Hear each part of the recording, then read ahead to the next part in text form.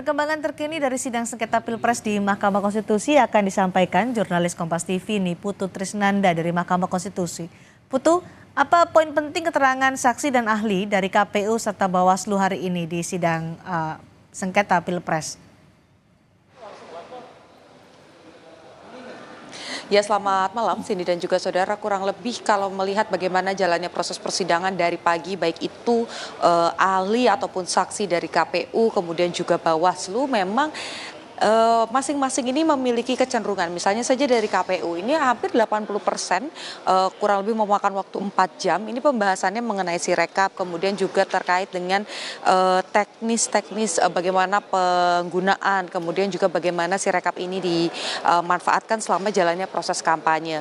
Kemudian kalau Bawaslu ini memang menjawab beberapa kendala-kendala ataupun juga temuan-temuan, tetapi meskipun ini sudah disampaikan baik itu oleh KPU dan juga Bawaslu, tadi Majelis Hakim ini sempat mencecar saksi dan ahli baik itu dari KPU dan juga Bawaslu tentang beberapa hal. Misalnya saja soal KPU, ini diharapkan kalau kita lihat bagaimana dalil yang diajukan baik itu oleh kubu 01 ataupun juga kubu 03, ini bukan hanya mengenai Sirekap sebagai alat bantu yang kemudian terjadi kesalahan, terjadi error begitu sehingga tidak bisa dipantau terkait dengan proses penghitungan berjenjang, tetapi ada juga dalil mengenai PKPU yang ini tidak diubah terlebih dahulu oleh KPU terkait dengan bagaimana kemudian Gibran Rakabuming Raka ini masuk ke dalam list wakil presiden yang akhirnya mendampingi Prabowo Subianto. Nah, ini justru dalil ini yang tidak banyak dipaparkan, dijelaskan oleh KPU. Kemudian untuk Bawaslu sendiri, tadi juga ada beberapa pertanyaan yang disampaikan oleh Majelis Hakim terkait dengan misalnya soal bagaimana ada 176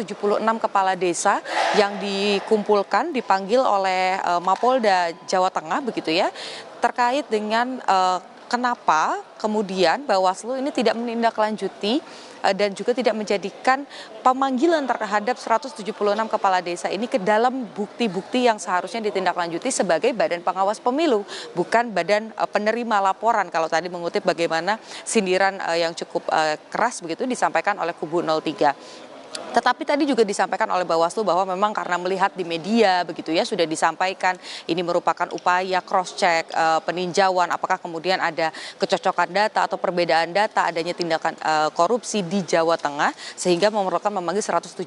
Tetapi meskipun itu menjadi ranah Bawaslu dan terjadi di bulan November di mana itu merupakan masa-masa kampanye, sayangnya ini juga tidak ditindaklanjuti terlebih dahulu oleh Bawaslu dan Bawaslu hanya kemudian melihat bagaimana pemberitaan di media saja tanpa melakukan penyelidikan secara mandiri. Begitupun juga dengan kasus-kasus yang lain ini sempat ditanyakan. Nah, tapi yang menarik adalah ini proses persidangan masih berlangsung. Cindy dan juga saudara, besok giliran pihak terkait yakni kubu Prabowo Gibran yang akan menghadirkan 8 saksi, maksud kami 8 ahli, kemudian juga ada 6 saksi yang nanti akan dihadirkan untuk memberikan keterangan-keterangan. Tetapi juga pada Jumat nanti ini ada 4 menteri yang dikonfirmasi sudah dilayangkan surat pemanggilannya secara sah dan juga resmi oleh Mahkamah Konstitusi untuk hadir menjelaskan tentang bansos utamanya karena ini ada dugaan bagaimana kecurangan ini terjadi karena adanya juga bansos. Yang terbaru Cindy dan juga saudara tadi disampaikan oleh Ketua Tim Hukum dari kubu 03 Todung Mulya Lubis.